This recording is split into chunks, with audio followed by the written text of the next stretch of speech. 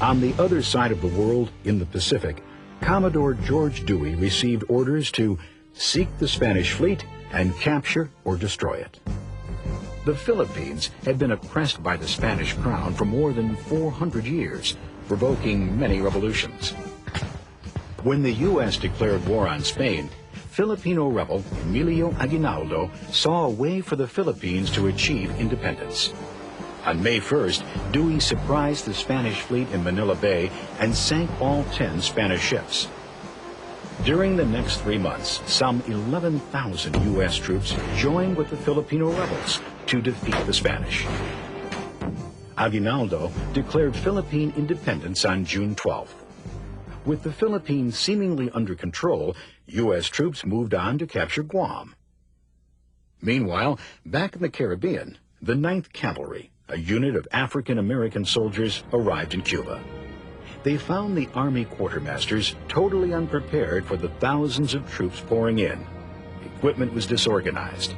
They were issued woolen uniforms in the tropical heat.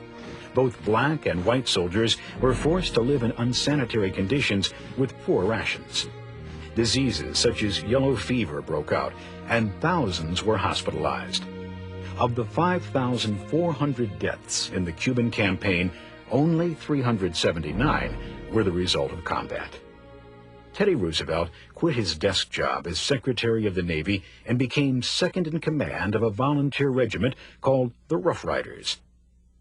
They were a motley crew of some 1,200 men, including socially prominent, cowboys, musicians, and clerks. In a critical battle, Teddy Roosevelt led the Rough Riders on a charge up Kettle Hill. They came under heavy fire, but were aided by the 2 regiments of African-American soldiers. They sacked Kettle Hill, but at great cost. What a sight was presented as I recrossed the flat in front of San Juan. The dead and wounded soldier. It was indescribable. In short order, the U.S. captured San Juan Hill and seized the Spanish fort, while destroying Cuban ships in the Straits of Havana.